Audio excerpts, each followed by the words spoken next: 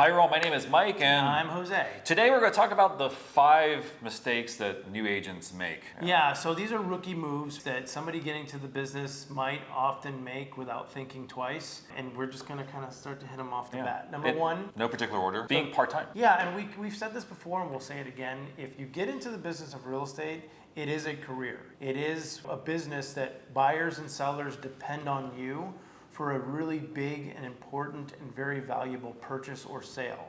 Do not make this a hobby. Do not make this a dabbling in a side hustle. Make sure that you have the time dedicated to learn your craft and become a professional that people expect you to be. Yeah, but you can't have a 9 to 5 Monday through Friday job and do this, and you definitely can't have a job on the weekend and do this. Just keep that in mind. If you're in that situation, just plan on saving up so you can leave the job, or hopefully you have a spouse who has enough money to pay the bills, and then you can go all in. So number 2. Yeah, number 2, working with a buyer before they're fully pre-approved. Now I know a lot of times when you're new in the business and you're just getting started, you want to wet your beak. You want to dip your toes into the water and get to experience what it's like to work with a buyer. And a lot of times an agent would be so overly excited to finally get a buyer that they're going to say, okay, tell me what you're looking for. I'll start sending you properties. And if you see anything you like, I'll go out and I'll show you the properties. But what they didn't do is sit down with the buyer, do a buyer presentation, and explain to them the importance of being pre-approved up front. Yeah. So this can happen. It's happened to me too, even with higher end homes. With another experienced agent, we do videos on luxury homes, and we had someone call and they sounded like they were a multimillionaire. They gave us all the language because we're pretty good at like asking the questions. What do you do for a living? What sort of income do you have? What sort of financing do you have? And sometimes we get this person's really legit, and most of the time we can figure out the ones that aren't. This person was sounded really legit, and I gave it as a referral to the LA agent. The LA agent thought it was legit, and then literally like a month later, the LA agent calls and goes, yeah, she was trying to manifest the money. We should have probably done a pre-qualification. Literally manifest the money. Yeah. She probably didn't have enough money to buy a $200,000 house, but she acted like she was a multimillionaire. And I know a lot of times when you're new in the business, you feel awkward or uncomfortable having those upfront conversations with a potential buyer, saying like, hey, we need to make sure you can afford a house, or we need to have you talk to a lender, and they're going to ask you how much money you make and pull your credit to determine if I should spend any time working with you as a valid buyer. So a lot of times a new agent has an uncomfortable confidence factor with having that upfront conversation, so they will put a lot of unqualified buyers in their car and start showing them properties just to find out that they're not qualified, or I've been showing properties in an entirely different price range than I should have been from the get-go. Number 3. Learn about the business, training, verbiage. A lot of agents think that, you know what, don't worry, hold my beer, I got this. How hard can it be to really sell a house? It's just real estate. That's that terrible term, fake it till you make it. And I hate that. Yeah. Don't fake it till you make it. Nobody want to work with a fake person. Yeah. So the thing is, I want to work with somebody who I know knows their craft, knows their business. So when you're starting in the business, don't feel that you know everything that there is to know about the business. Be humble and take every opportunity to learn and take trainings and classes and certifications to learn everything about the business. Here's what happens. You should work at a brokerage where your broker provides you training. And you should have a board of realtors that supports its agents and provides training at a high level from the board. So you should spend hours upon hours upon hours getting trained and educated on how to sell and why and what it takes to get a person into a home. Learn about every aspect about the sale. That way you could take that information and provide it to your consumer, whether it be a buyer or a seller. So learn your contract inside and out. Understand what it is, what it means, why you're filling in the blanks that you're filling in.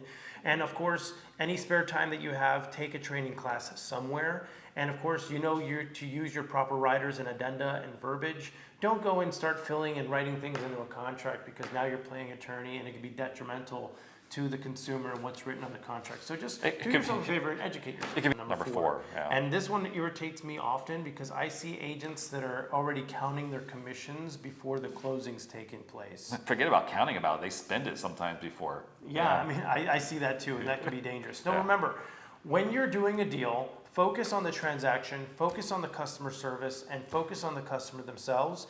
If you do a really good job representing the client, closing the deal, the commission is a reward that will come at the end. But don't assume that you're going to make a commission as soon as you put your customer under contract. Why? Because things happen. Deals fall apart due to inspections, buyer and seller can't agree to terms in the contract, extensions, financing, there's a lot of different factors that take place. So if you start thinking, oh great, I got this person under contract, that's $10,000. And this other buyer I'm working with, showing them property, that'll be $12,000. And what happens is you have this big, it's an illusion that you put in front of you. It's a real hard letdown. It's also an emotional roller coaster that leads to a lot of agents drinking. Because they get excited when it goes under contract, and then the inspection, there's an issue, but they get it back under, and then it sort of goes back and forth. Whereas to me, I don't get excited until we're at the closing table, everyone's signed, and it's funded, and I have a check in my hand. That's when you get excited, because until then, there's a good chance, maybe like a 25, 30%, maybe less than that, chance of something going wrong along the agreement, and then you're on that emotional roller coaster ride. And usually what I tell new agents is I say it's a bad omen, or it's bad luck to calculate your commission before the closing to prevent people from thinking like, oh, how much is this house? Oh, 358,000 times this. Oh, wow, this is how much money I'm making. It's just don't calculate your commission until it's closed. Let it be a pleasant surprise at closing. Remember, you're doing the transaction for the consumer. You want to do your best to close the deal. When you get the commission, let it be a sweet surprise. That was an extra one. But number 5, getting involved with everything. Stay in your lane. And what that means essentially is just because you're in real estate business doesn't mean you need to have 10 other side hustles that have to do with the business. So I've seen agents before where they're like, hey, not only am I a real estate agent, but I also sell insurance. So if you need homeowners insurance, I can get you that. And I can do your mortgage if you need a mortgage. Oh, and guess what? I also sign for closings. I'm a notary, so I'll sign your closing as well. They've got their hands in every aspect of the real estate business. Now, there's nothing wrong with capitalizing and doing what you do well. But the thing is, if you're getting in the business, focus 100% of your time and effort on the thing that you want to be a professional and you want to be your bread and butter, which is real estate. If you spread yourself too thin and you try to do 5 things at once, it's only going to get 1/5 of your attention, and you're not going to get the results that you're looking for. Learn your one craft good till it gets good, and then if you wanted to explore or put your feet in something else, do it when you financially can and you're expert on what you're currently doing. Yeah, like I have agents that will say, hey, listen, not only do I want to work with buyers and help them buy and sell homes and invest in real estate, but if you want, I can go ahead and manage your property. So I could find you a renter, I'll collect the rent, I'll write up the lease. If you want to evict somebody, I'll even evict them too, because I want to make 10% of your monthly income as far as rent is concerned.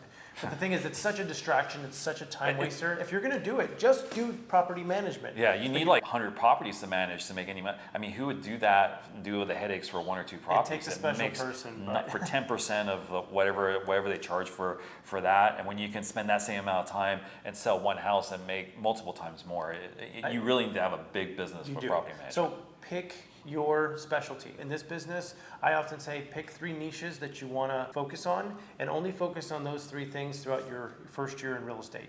Don't try one thing and it doesn't work in 30 days and you switch to something else. In 30 days, you're not getting results, so you switch to something else. Pick 3 things, commit to it for a full 12 months and do nothing else. And if you just focus on those things, you will have the success you're looking for. So there you go. That's 5 rookie mistakes that a lot of agents make when getting in the business. If you like what you see, please make sure you subscribe to the channel. If you want to leave any comments below, leave comments below. If you have any questions, leave questions there. And a lot of the videos that we make here come from a lot of the responses that we get online through YouTube. So we'll see you next time. Take care. Bye-bye. Bye-bye.